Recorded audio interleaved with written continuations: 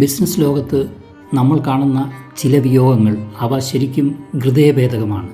Cafe coffee ഡേയുടെ ശില്പി VG Siddhartha മുതൽ കോൺഫിഡൻസ് ഗ്രൂപ്പ് സ്ഥാപകൻ ഡോക്ടർ CJ റോയ് വരെ ഇതൊന്നും കേവലം വെറുമൊരു വ്യക്തിപരമായ തകർച്ചകളല്ല. ആ വ്യക്തികളെ വിശ്വസിച്ച് കഴിഞ്ഞിരുന്ന ആയിരക്കണക്കിന് കുടുംബങ്ങൾക്കും ജീവനക്കാർക്കും സമൂഹത്തിനും ഏൽക്കുന്ന ആഴത്തിലുള്ള മുറിവുകളാണ്. ഓരോ സംരംഭകനും അറിയാം, ബിസിനസ് എന്നത് ഒരിക്കലും ഒരു നേർരേഖയല്ല.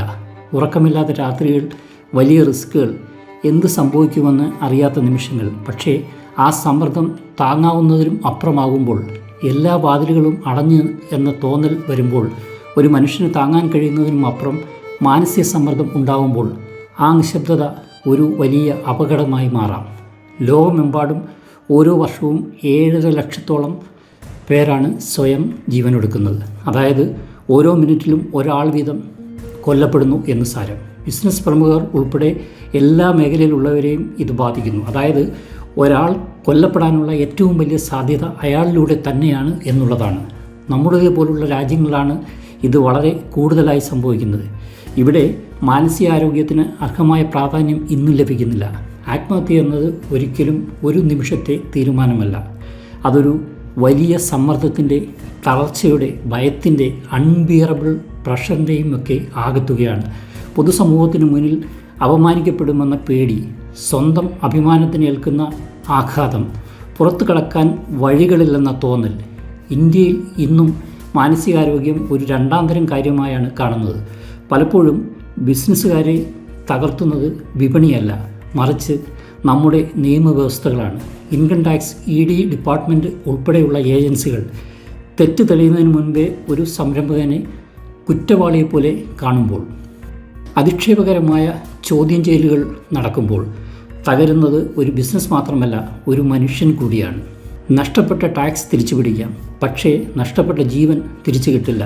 നമ്മുടെ നിയമവ്യവസ്ഥകളിൽ മാനുഷികമായ പരിഗണന വേണം. ബിസിനസ്സുകാരെ കള്ളന്മാരും കൊള്ളക്കാരുമായി കാണുന്ന ഉദ്യോഗസ്ഥന്മാരുടെ മനോഭാവത്തിൽ സമൂല മാറ്റം ഉണ്ടാകണം.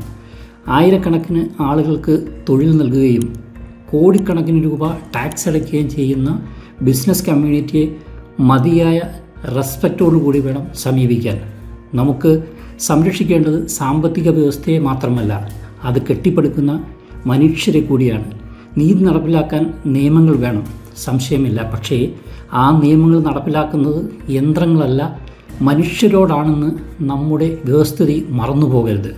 ഒരു നോട്ടീസ് അയക്കുമ്പോഴോ ചോദ്യം ചെയ്യലിന് വിളിക്കുമ്പോഴോ അവിടെ തകരുന്നത് വെറുമൊരു ബിസിനസ് മാത്രമല്ല, ആ വ്യക്തിയുടെ അഭിമാനം കൂടിയാണ്.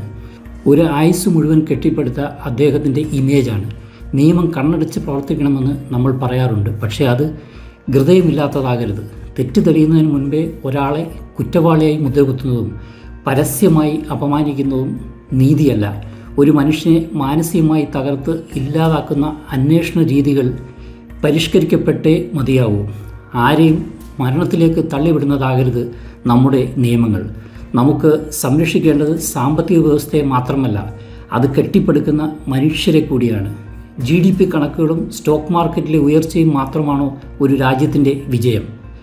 ആ സമ്പദ് വ്യവസ്ഥയുടെ ഓരോ തരിമണ്ണിലും ഒരു സംരംഭകൻ്റെ വിയർപ്പുണ്ട്, അവൻ്റെ രക്തമുണ്ട്. ഗവൺമെൻറ്റിൻ്റെ ടാക്സ് കണക്കിലെ പൂജ്യങ്ങൾ കുറഞ്ഞു പോയാൽ അത് തിരിച്ചു പിടിക്കാം, പക്ഷേ തകർന്നുപോയ ഒരു മനസ്സിനെ ആര് തുന്നിച്ചേർക്കും?